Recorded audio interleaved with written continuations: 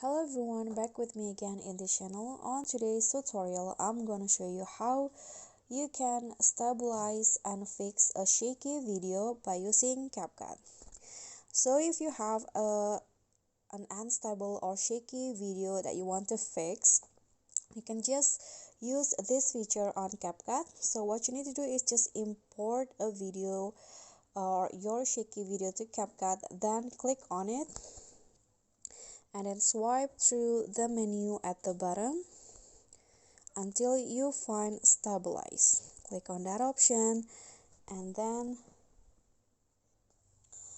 you can choose the degree or the stabilization process that you want: minimal cropping recommended or the most stable. So I'm going to just go with recommended. Just click on the option, then click on the check icon and wait until CapCut finishing stabilizing your video. Okay, so now it has been applied and you'll have a more stable video and you can just export it. Okay, so that's all from me. Thank you so much for watching. Don't forget to like, comment, subscribe, and click on the thanks below. Bye.